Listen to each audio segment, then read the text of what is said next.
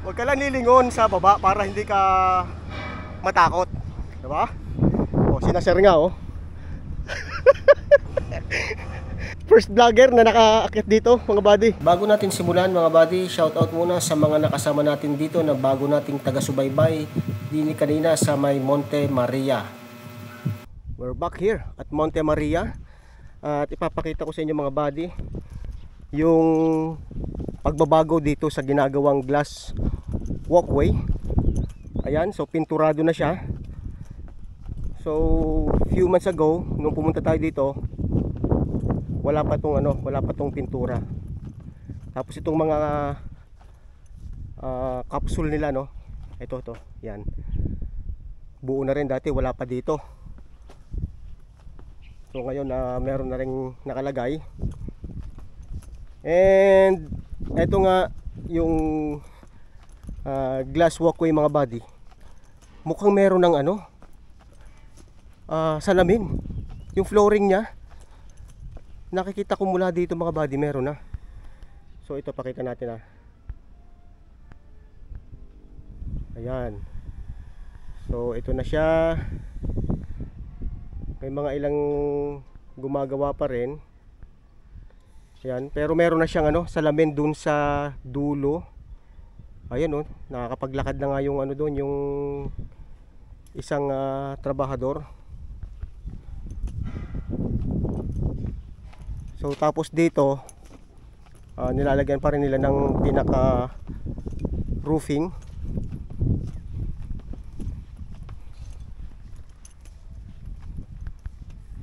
Ayan na.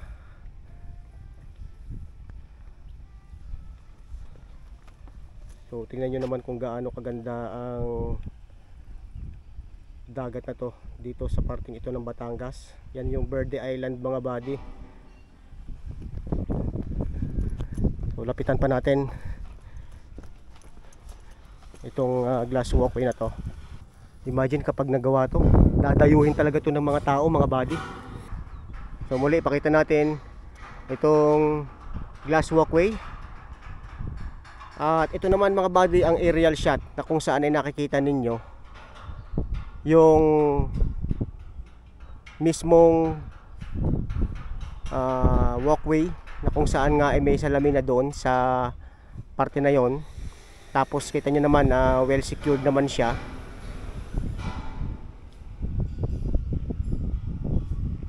Diba? So maaring dito yung dito yung magiging entrance ng mga tao. Tapos paakyat.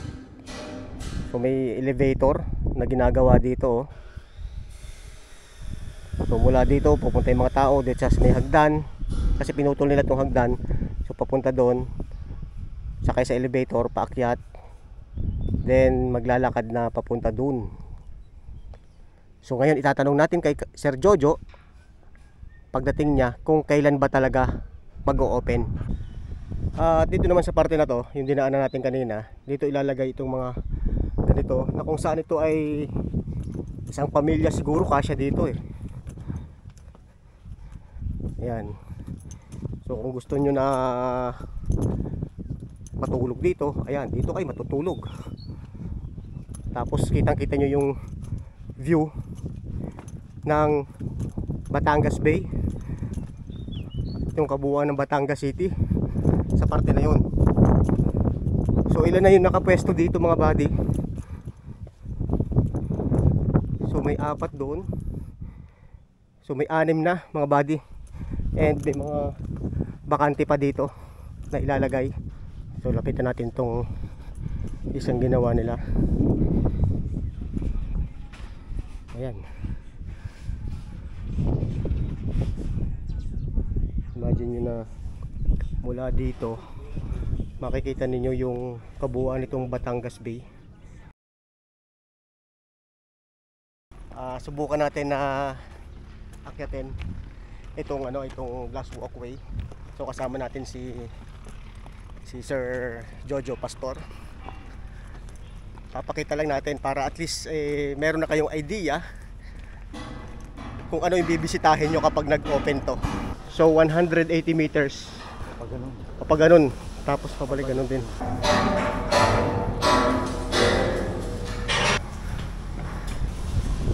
Akit ulit tayo dito sa hagdan para may pakita ko sa inyo.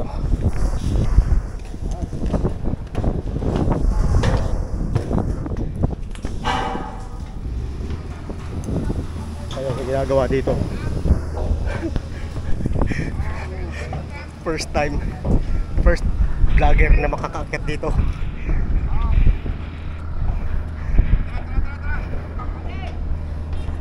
So ito mga buddy, ang itsura ng glass walkway na ayon nga kay sir ay mula doon papunta dito ay 180 meters.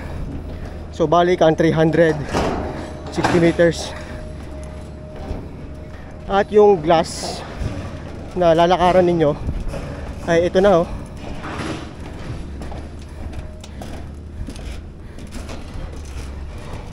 Wow, kung afraid kayo sa matataas na lugar, eh kailangan i-overcome ninyo to. Ayan mga buddy. Ito na ang glass.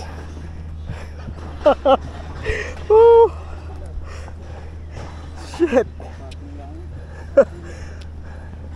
Medyo chilling ang dating mga buddy oh.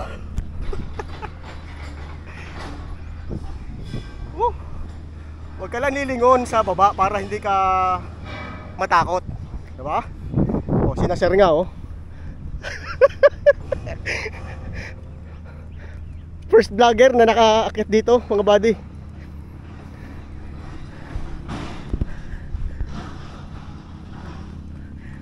Layers ng glass, Oo, 3 sir. Oo. So 3 layers to. Hindi tayo basta-basta malalaglag dito. Grabe, ganito pala experience.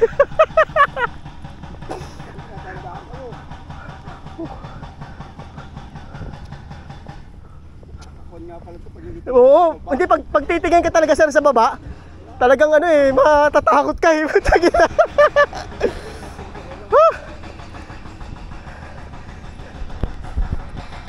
Ito, nagpapasalamat tayo kay Sir Pastor na experience natin to. Kaya ito talagang adventure kapag umakit kayo dito, no? Dito nyo i-conquer yung fear of heights. Pareho tayong first time. Ayun, pareho kami first time, sir. Si sir, ano nga pala mga ni sir? Siyo. Siyo. Ayan, si Sir Siyo. Hindi ko. First time din. Kumuha kami ni Iman. Pinagpawisan ako naman. Ang lamig pero pinagpawisan ako. Grabe. Yung kay Tambuan. Ayun o. Wow. Grabe. Imagine oh. Huwag ka lang titingin pag tumingin ka talagang oh. Ayan oh. Mga buddy, tingnan ninyo. Yung may bisita dito na mag-shoot sa Pilipinas. Ito. Para ka na sa Titanic. Yan oh. Para tayo na sa Titanic mga buddy. Oh, Tris.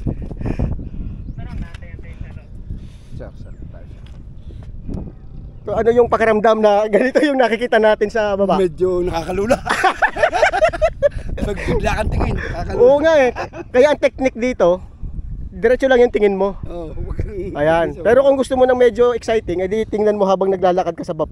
Ito yung the best talaga na ano para ma-conquer mo yung fear of heights. Ay teka mga buddy, meron pa pala dito isa. Ito sa gitna oh. Ayan, kung gusto niyo ng mas exciting dito kayo.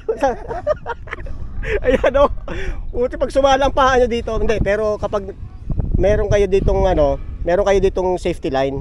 Oh, meron yan. Ayan, hindi pwedeng wala. Sumala man ng ano nyo, ang paan ninyo, di bitin kayo sa safety line.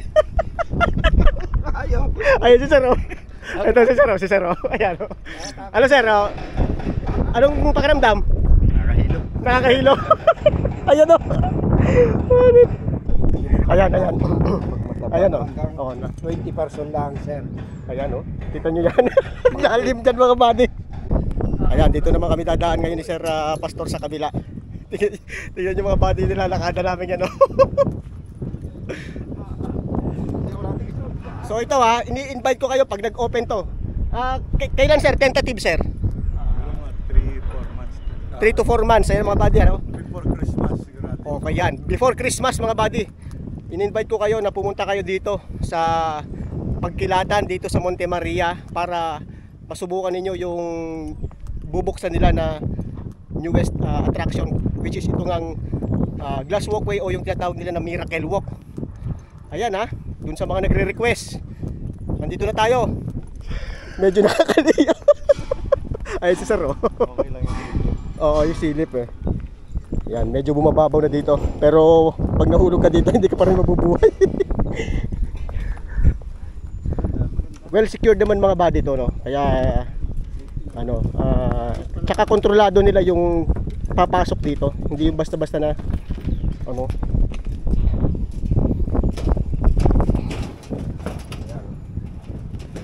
Well, yan yung ating first ever experience dito sa glass walkway. Ayan, nakatayo tayo mismo dito sa gitna ng arko na to. Ayan, shoutout sa mga kababayan natin na gumagawa dito.